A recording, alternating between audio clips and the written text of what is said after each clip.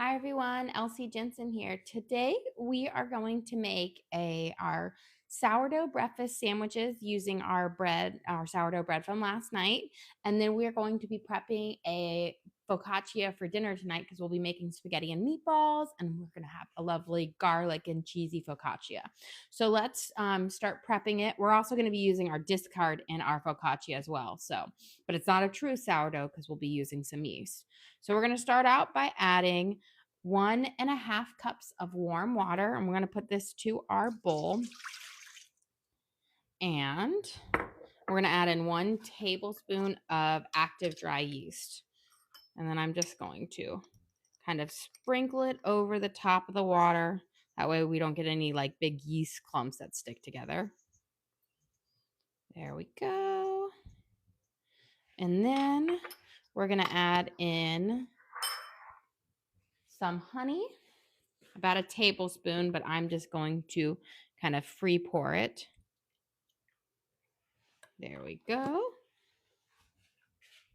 And we're going to give this a nice little stir. Let me get a spoon to stir it. And we're going to let it bloom for, a few minutes while we start prepping because we want the yeast to get nice and active, and the honey is like food for the yeast and it will start it to foam up. So I'm just going to give it a stir, kind of having that honey go into the water more. Here we go. We're just going to let it sit now.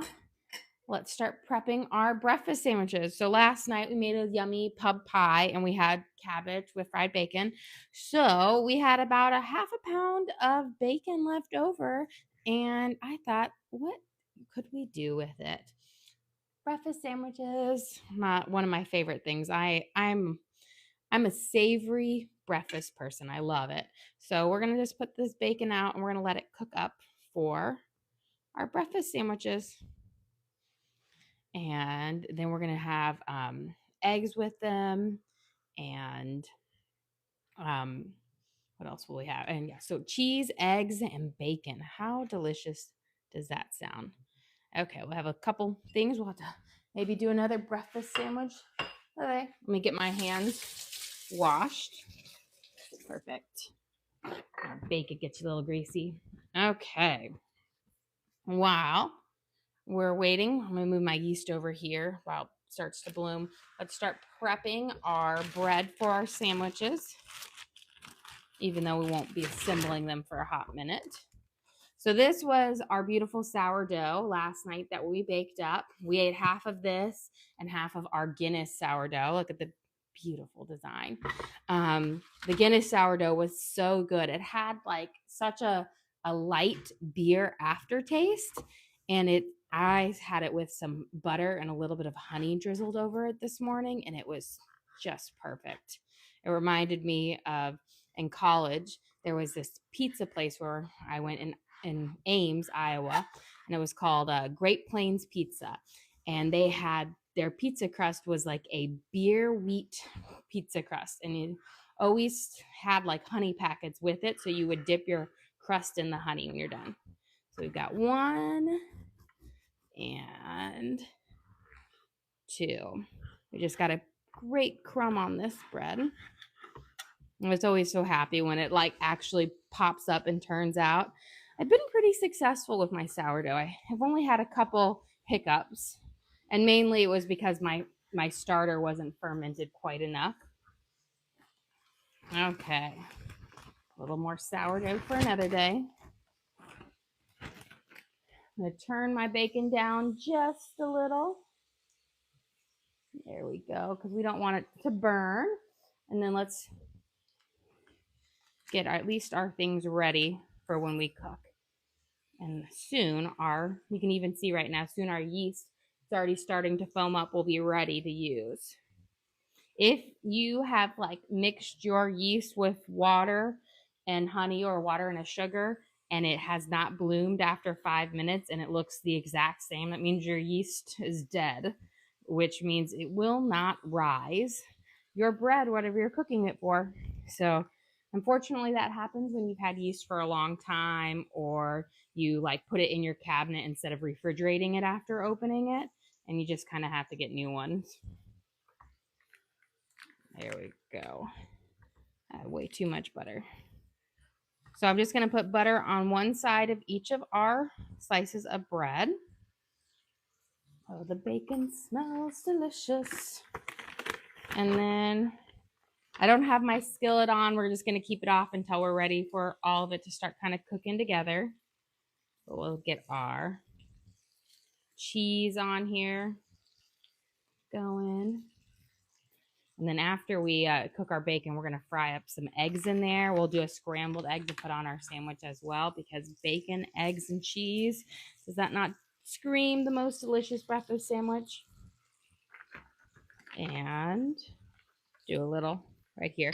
I try to make sure that my cheese does not overflow. Okay, let's give this bacon a little flip. We're wanting kind of nice, kind of crispy strips. And I want it to start cooking on both sides to let out the fat. Normally when I'm just cooking bacon for us to eat for breakfast, I just throw it all in there and I don't do pretty strips. But in a sandwich, you kind of need your bacon to lie flat. There we go. Let's rotate. Perfect. Okay. Let's start. Let's get a look at our yeast. We have a good foam going on it. Yep, good enough. That will be working. That means it's starting to active. And if I was doing baking a bread in like 2 hours, I'd let it foam a little bit more. But we're going to be doing this later. And we'll also have sourdough to discard to kind of help it rise. So this will be for later tonight. It needs a couple hours to rise. Okay, we've got our water and yeast in here. Now we need our sourdough discard.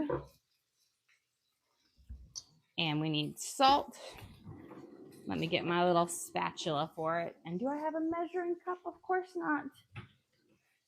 We're going to use 1 cup of sourdough discard, and we are going to add it into here. And we're going to mix it up until it's all completely together. And then we'll have to feed our sourdough, our starter, so that we can make some bread soon. So I'm going to give it a nice little stir, because a lot of times you get a little, hooch on the top of it. And this recipe calls for 1 cup. And this is going to make a whole sheet pan of focaccia. There we go.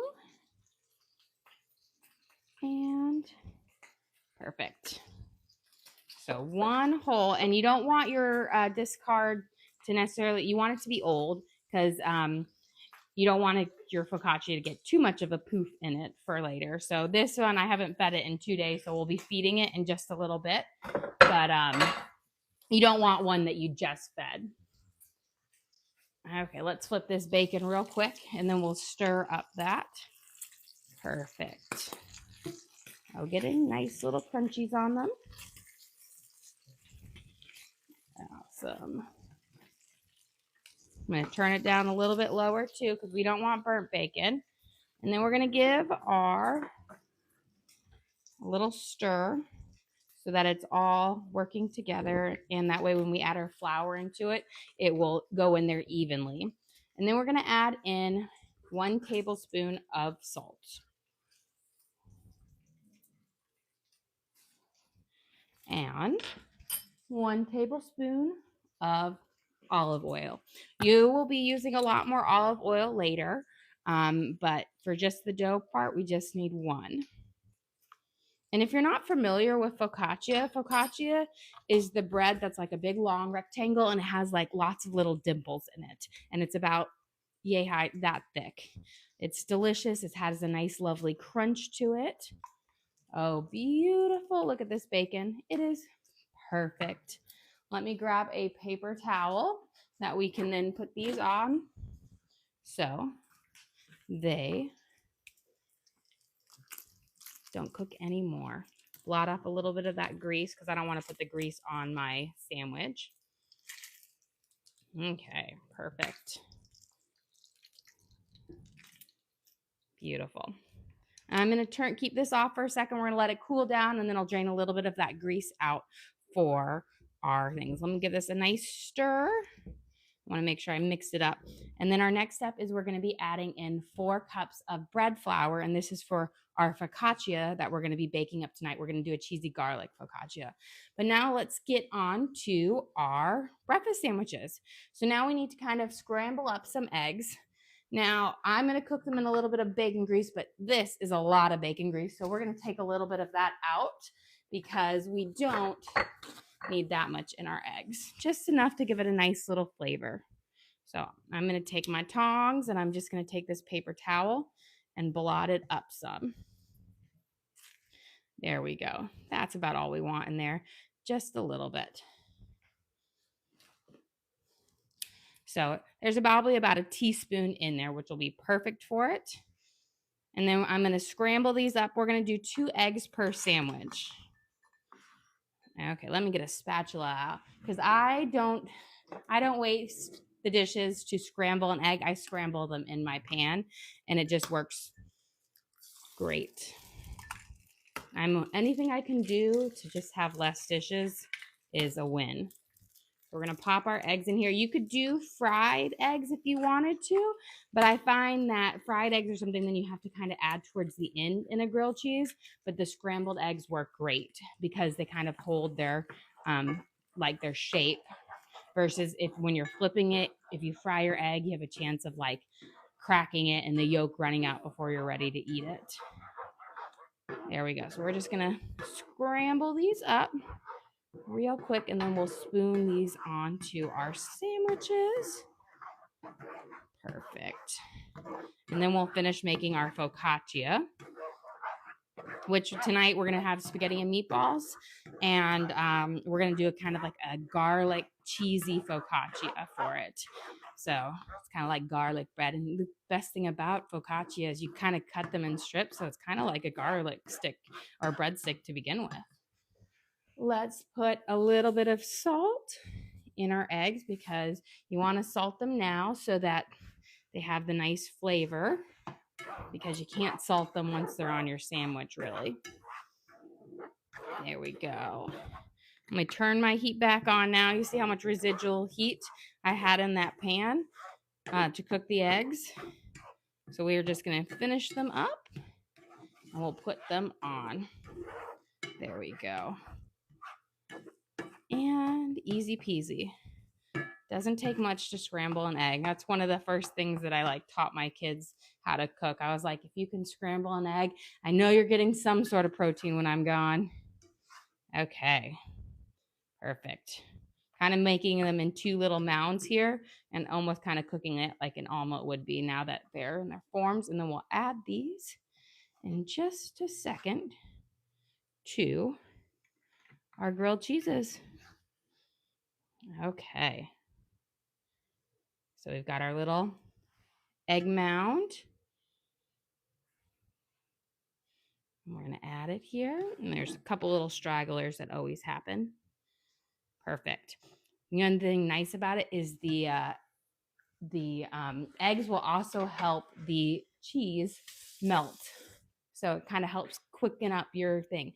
Now let's take our beautiful bacon and we are going to lay it across our sandwiches.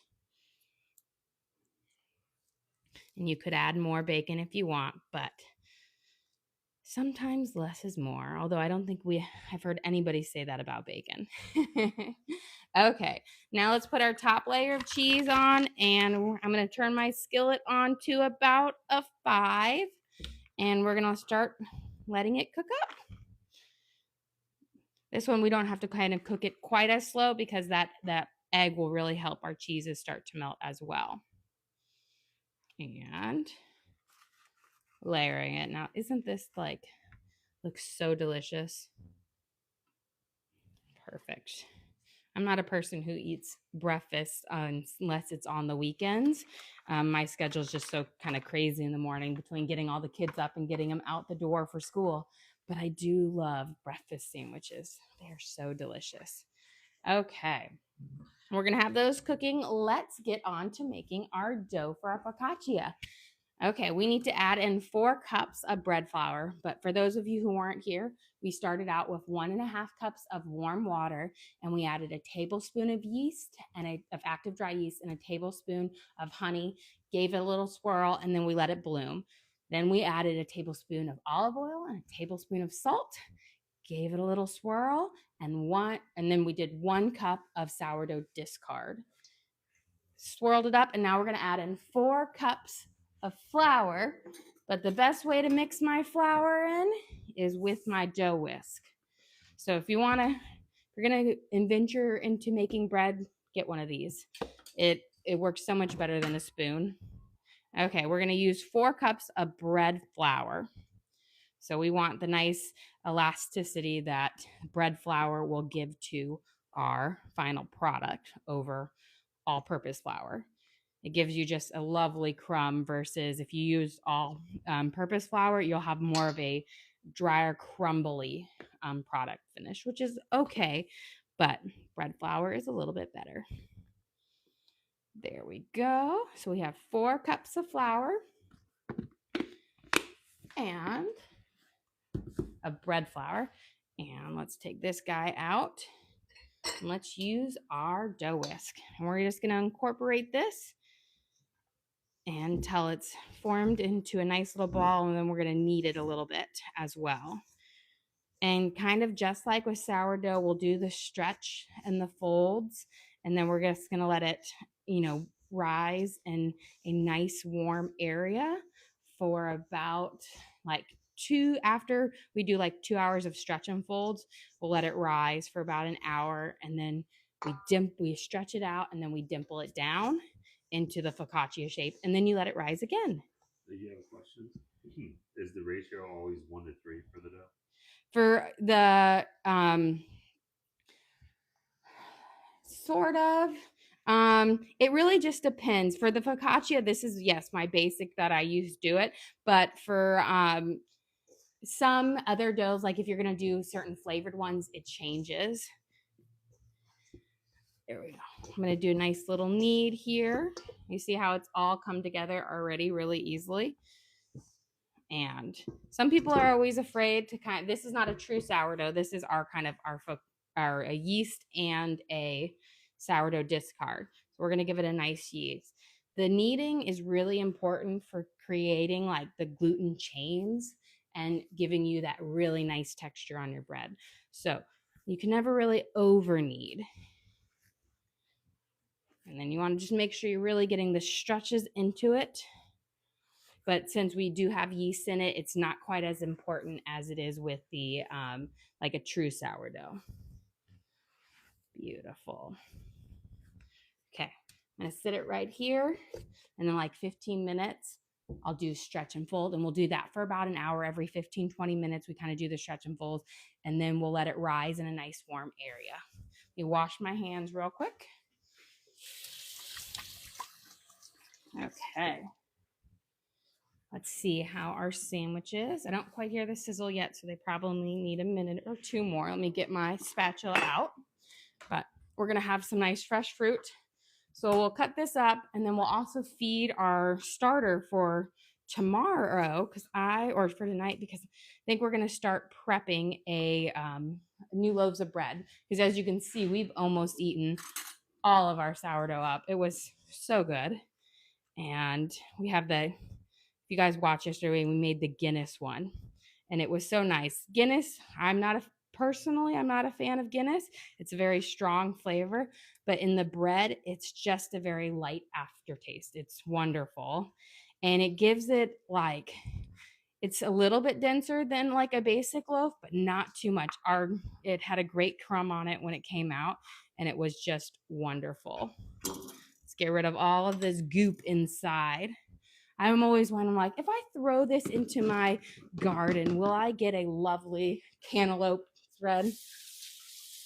I've always wanted to grow cantaloupe, but unfortunately, you need a lot of land. It's like watermelon and pumpkins. They're on the vine, and apparently Tennessee is great for growing cantaloupe here, but I don't know where I would do it. We did grow we don't have a very big yard. We're on 1/3 of an acre here, and our house takes up a lot of it. But one year I did grow pumpkins. It was actually like the COVID year where I feel like everybody became a great gardener that year. And I was really out there watering ours all the time because I was like, we're going to make these. And I think that year we had 42 pumpkins we grew, and we had a bunch of different varieties.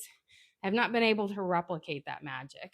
What I do every Halloween is when we're done with all of our little pumpkins, I put them in this like spot in my garden and I throw a bunch of leaves over it. And every year we have a couple sprout out, but they end up always dying off because it gets so hot here and I never remember to water them as much as they need it. Little trick for cutting cantaloupe is you make your slices down, and then instead of scooping out like this, if you just make little slits along it, then when you end your life, it kind of is a straight cut instead of a curved. So it's a little bit easier to cut because you're not having to necessarily curve it. You can just do a straight cut all the way along. And it will save you money because the grocery store charges you an arm and a leg for them to cut up their fruit for you. Like a cantaloupe costs like what, $2-3, but if you want to buy one of those containers, it's like $8. It's not as bad as pineapple. Pineapple is the biggest offender. Okay, let's see. I think we're starting to get a good first melt on these. Now these are hefty, so you want to really push them together when you flip. Look at that lovely crust. And then I'm going to really push it together so you don't lose anything. I'm going to rotate my right over there because it's my hot area. Okay, look at this. Easy. Plus, I find you never know if you're going to get, like when you buy the cantaloupe or the pre-cut ones, you never know if it's a good cantaloupe. So many times you get it and it's like rock hard. Same with the pineapple. So I always say, we'll save you a pretty penny, but just cut it up yourself and it goes in no time. Like I can cut this whole thing up really quick. And we eat a lot of fruit. I said we go through about 2 melons a week, various ones, and 2 pineapples a week, about 4 pounds of strawberries, 2 pounds of blueberries, a pound of blackberries, and a pound of raspberries, plus oranges, apples, bananas, like 10 bananas a week. You know, we have 5 kids, and so I'm always pressing fresh fruit on them, and it's just crazy. And you're always like, oh, eating healthy. It does cost you an arm and a leg to feed your kids healthy versus going and getting like a box of Little Debbie's. That's why I bake a lot of my own stuff because it's so much cheaper, it tastes better, and it's like our bread. I've calculated out my sourdough bread. It's like $1.75 to make a loaf with like the calculating how much the cost of the flour is because it's just water and salt outside of that. And versus what you buy in the store is between like $6 and $8, at least here in Tennessee. Now in California, we're probably paying like $20 a loaf there. Okay, our sandwiches are almost done, but let's feed our starters so we can make bread tonight since, that will be in about 5-6 hours. And I always like to feed it a couple hours before, between 4 and 8 hours before I make my bread. That gives me a nice good pop on it. Okay, I'm going to use all-purpose. I don't waste bread flour on my starters. So I just use unbleached. You got to use unbleached all-purpose flour. And let me find there it is. I always keep a tablespoon measurer in here. Same with my cup measure. And we're going to add 10 tablespoons to each one. So 2, 3, 4. If I don't count out loud, I always miscount. 5, 6. My husband has told me so many times, you've missed one. 7, 8, 9, and 10. And the reason I do 10 is because when doing the water, I won't use a tablespoon. I'll just use milliliters. And there's 15 milliliters in a tablespoon. So I can easily then just pour that in there. 3, 4, 5, 6, 7, 8. It's like 9, 10. Blast off. There we go. So I got 10 tablespoons in each one. No, I didn't. You said 9, 10, and then you did blast off. Okay, well, we'll add a little bit more. See, I can't count. Oh, perfect. Why do you have 2 different containers for your sourdough? Because we are a large family and we make so much. I make 2 loaves at a town. Other people comment that was 11. Okay, it was 11. I told you I can't multitask when I'm counting.